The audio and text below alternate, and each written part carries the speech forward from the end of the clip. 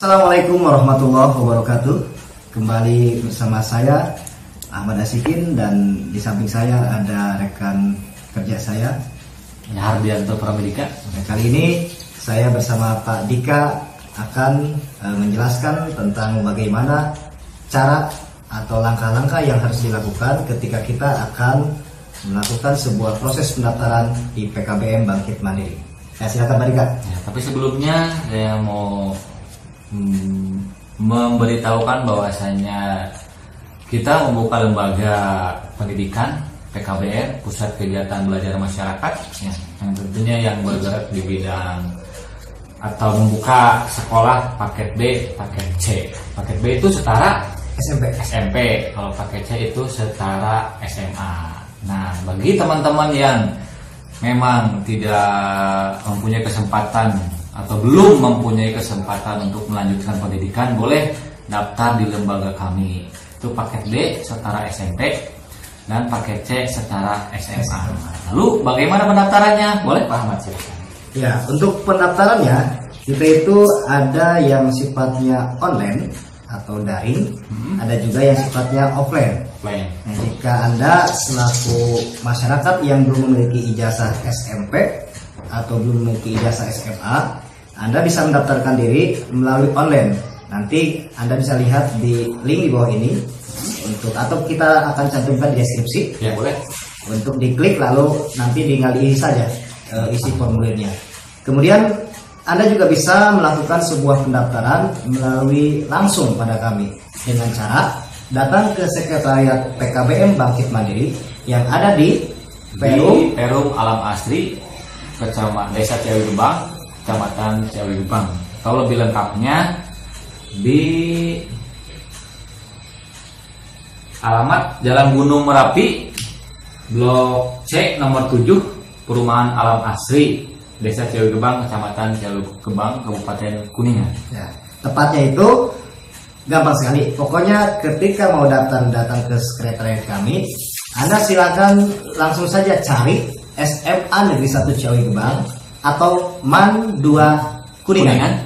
Nanti di sana akan ada yang alamat Perum di Alam Asri. Silakan masuk saja ke sana. Semua orang sudah tahu di mana sekretariatnya. Lalu apa saja Pak Dika untuk melakukan sebuah proses pendaftaran ke PKBM Bangkit Mandiri? Apa saja? Nah, tentunya kita mulai dari mungkin persyaratannya dulu. Tentunya kalau misalnya kita daftar lembaga, pasti ada persyaratan yang harus disediakan. Betul. Persyaratannya yang pertama, teman-teman atau warga belajar yang berminat untuk daftar, yang pertama yaitu fotokopi ijazah terakhir.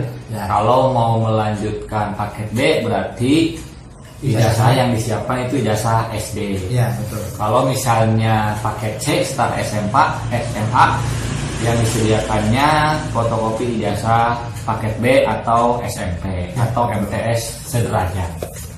Kemudian yang kedua yaitu fotokopi kartu tanda penduduk, KTP ya? KTP. Ya, juga KTP. Kemudian yang ketiga fotokopi kartu keluarga atau KK.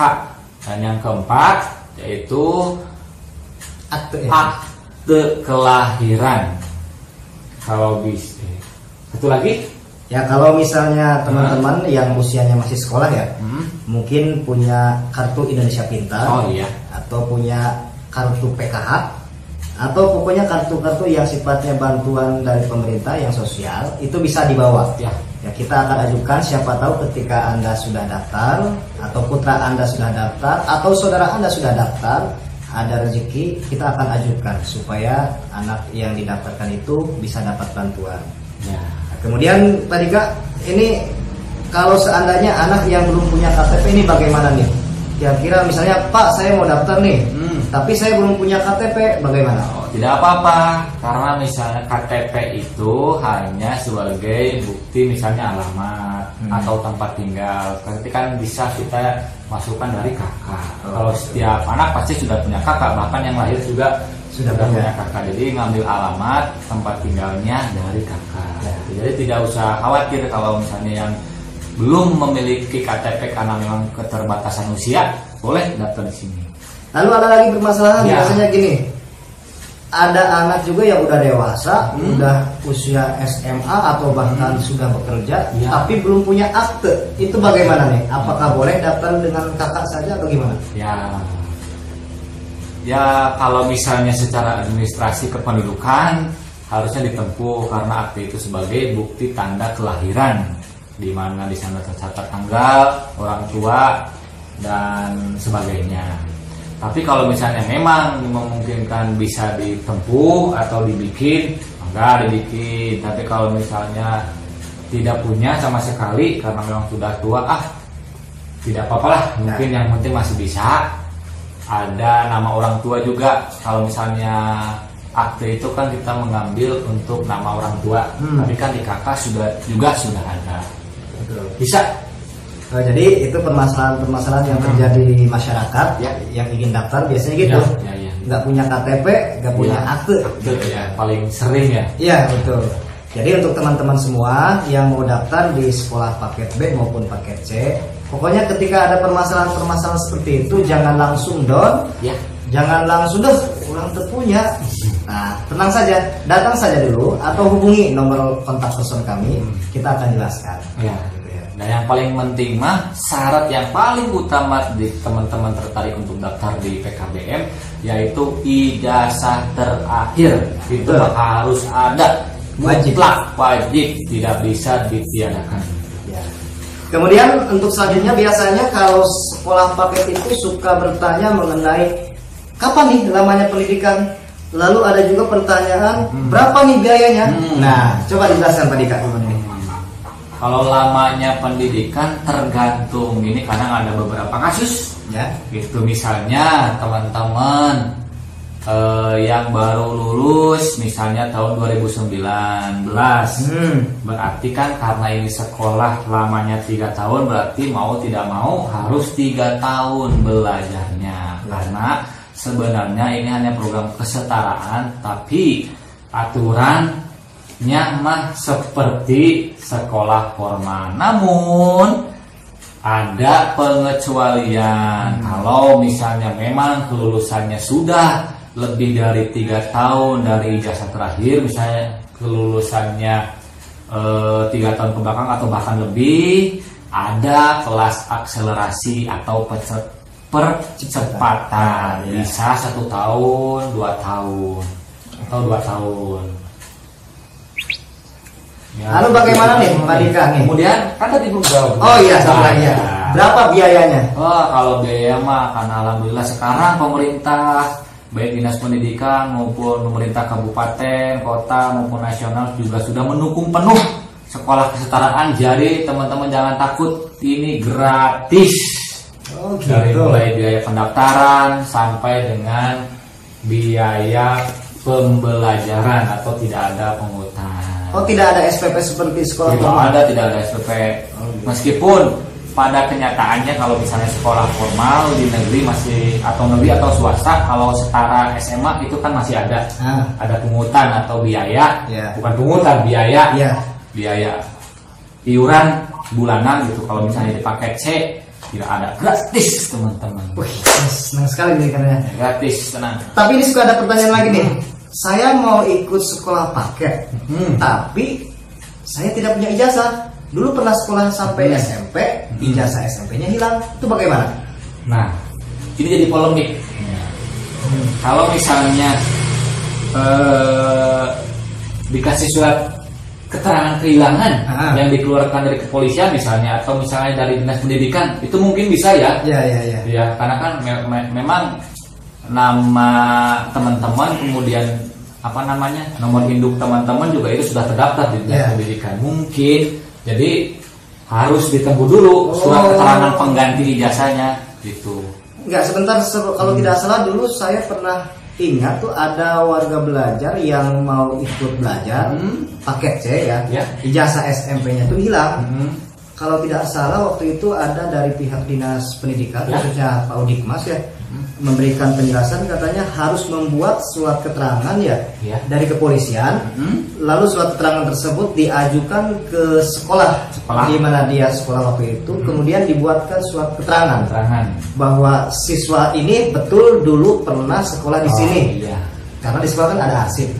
Nah, jadi mungkin itu bisa menguatkan. Lebih kuatnya lagi ke dinas pendidikan dulu gitu. Memang harus mutlak ijazah itu tidak bisa tidak ada gitu. Jadi surat keterangan yang dibuat oleh pihak sekolah pun itu sifatnya legal ya. Karena si pihak sekolah itu berani untuk mempertanggungjawabkan. Karena bertanggung jawabnya karena memang datanya ada, NIK-nya jelas, kemudian teman-teman juga mungkin belajar di sana gitu. Jadi memang legal gitu. Gitu. Ini Pak Dika, satu lagi nih pertanyaan.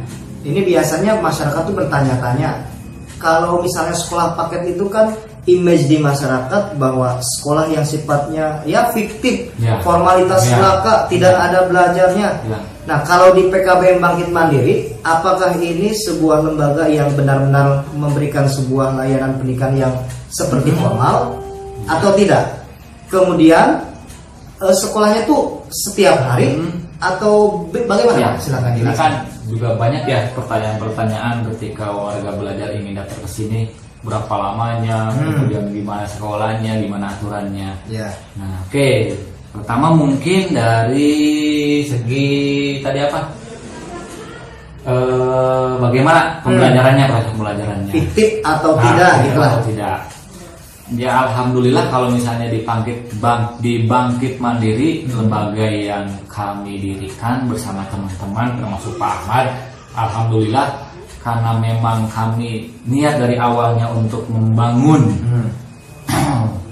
proses pembelajaran yang lebih baik lagi, karena setiap warga masyarakat di Indonesia itu memang diatur oleh undang-undangnya untuk wajib belajar 12 tahun. Kemudian memang mempunyai hak yang sama di bidang pendidikan. Berangkat dari sana kita mendirikan lembaga PKBM Bangkit Mandiri tentunya untuk memudahkan. Kalau proses pembelajarannya kami memang benar-benar real dilaksanakan. Kapan dilaksanakannya? Kami melaksanakannya setiap hari Sabtu dan Minggu di sela-sela aktivitas atau kesibukan mungkin dari warga belajarnya atau mungkin dari tutornya.